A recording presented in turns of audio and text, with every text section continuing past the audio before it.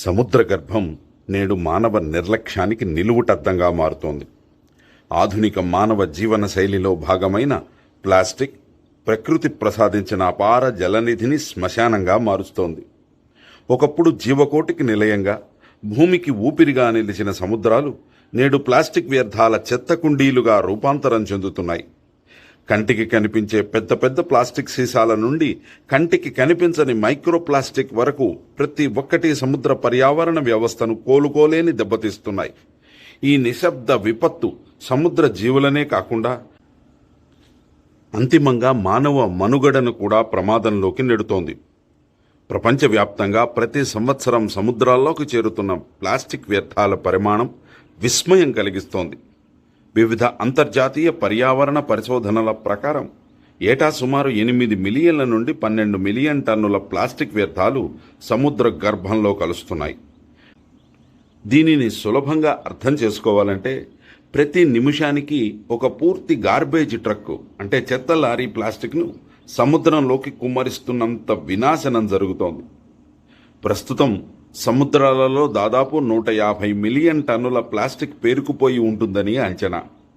ఒకవేళ ఇదే పరిస్థితి కనుక రాబోయే రోజుల్లో ఇలాగే కొనసాగితే 2050 నాటికి సముద్రాలలో చేపల బరువు కంటే ప్లాస్టిక్ వ్యర్థాల బరువే ఎక్కువగా ఉంటుందని శాస్త్రవేత్తలు హెచ్చరిస్తున్నారు. ఈ వ్యర్థాల సముద్ర పర్యావరణాన్ని అత్యంత దారుణంగా ప్రభావితం చేస్తున్నాయి. సముద్ర ఉపరితలంపై తేలి ఆడే ప్లాస్టిక్ సంచులను తాబేళ్లు జెల్లీ ఫిష్లుగా భ్రమించి ఆహారంగా తీసుకుంటున్నాయి. దీనివల్ల వాటి జీర్ణ వ్యవస్థ స్తంభించి ఆకలితో అలమటించి చనిపోతున్నాయి. తిమింగిలాలు, సీల్స్ వంటి పెద్ద జీవులు ప్లాస్టిక్ జాలరి వలలలో, తాడులలో చిక్కుకుని ఈదలేక ఊపిరి ఆడక ప్రాణాలు విడుస్తున్నాయి. ప్లాస్టిక్ సంచులు సముద్రపు అడుగున ఉండే పగడపు దిబ్బలపై పేరుకుపోవటం వల్ల వాటికి సూర్యరశ్మి, ఆక్సిజన్ అందక అవి నశించిపోతున్నాయి. పగడపు దిబ్బల నాశనం అంటే సముద్ర జీవుల నర్సరీలు నాశనమవటమే. మరీ ముఖ్యంగా సముద్రంలో చేరిన ప్లాస్టిక్ సూర్యరశ్మి అలల ఒరిపిడి కారణంగా కాలక్రమేణా విచ్ఛిన్నమై 5 మిల్లీమీటర్ల కంటే తక్కువ పరిమాణంలో ఉండే మైక్రోప్లాస్టిక్స్గా మారుతుంది.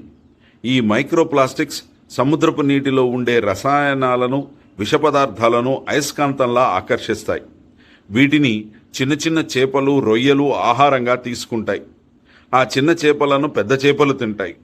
అలా ఈ ప్లాస్టిక్ విషం సముద్ర ఆహార గొలుసు అంటే ఫుడ్ చైన్ అంతటా విస్తరిస్తుంది.